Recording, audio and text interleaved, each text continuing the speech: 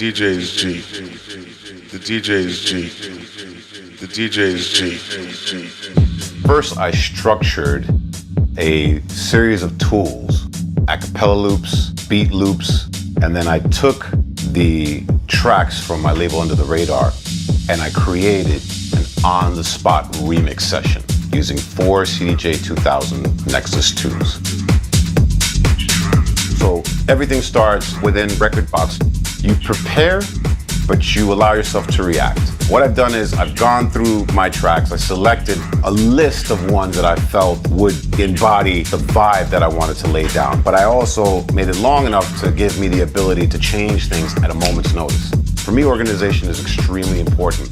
I create my playlists. I tend to lay them out by underground, deep house, or techno, or whatever it is, acapellas, beats, and I'll lay them out in a way that makes sense for me structurally. And then when I get to the actual performance, I know the starting point.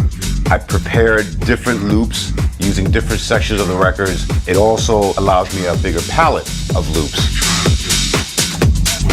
With the Nexus 2s, what I've found is that they're very precise. It allows me to do backwards loops that are right on time. I can scroll and find every single track and every loop point.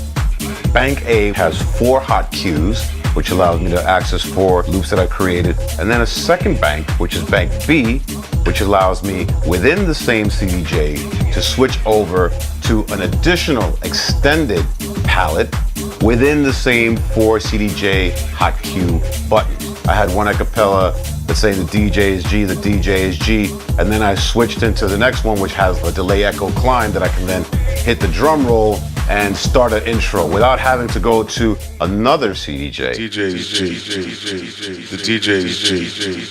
The DJ is G.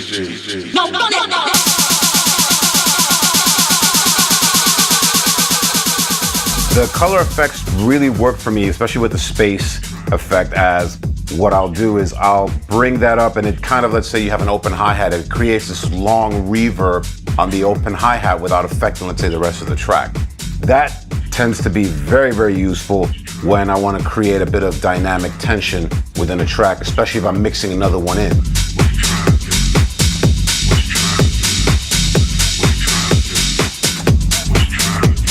And then I'll use that for the filter sweeps when I want to add, again, more of that resonance to it and create a bigger moment.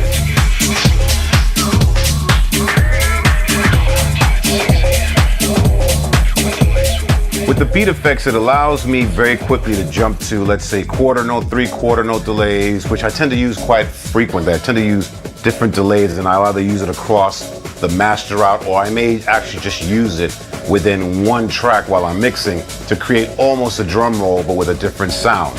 When I get it down to 1/8 to 1/16, it creates this burr type of sound which is very metallic, but really kind of adds that tension, especially when I'm about to drop. It's allowed me to really quickly scroll through the different types of parameters without having to just kind of hunt for it or just, tap the button. It's at the fingertip right there.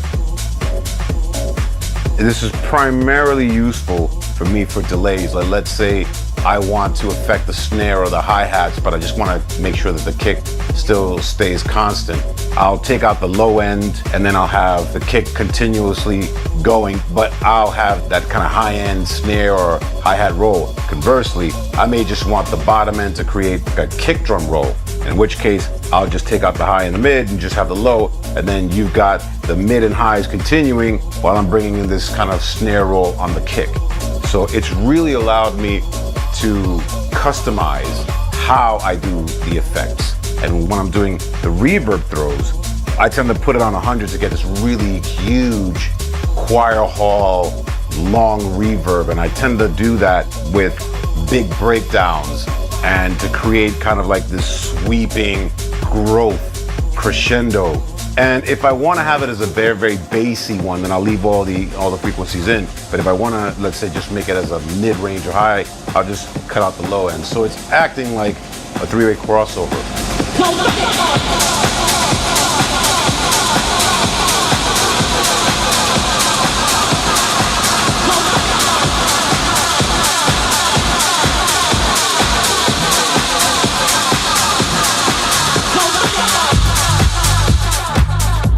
What I've noticed is that I've become far more fluid in how I adapt to my live performance. So a lot of changes that I make that are minute, that are momentary, that are just inspired by the crowd. And I think it's allowed me to become more dynamic in my performance. And at the same time, still be very focused on the crowd, but know exactly what I'm doing. It's kind of like flying the cockpit of a plane that you've flown all your life, but they've just upgraded it and put like some nitrous or something, some next level warp on it. And it's kind of like warp factor 4 before, now we're on warp factor 10. So every time I get into the booth, it's time to blast off.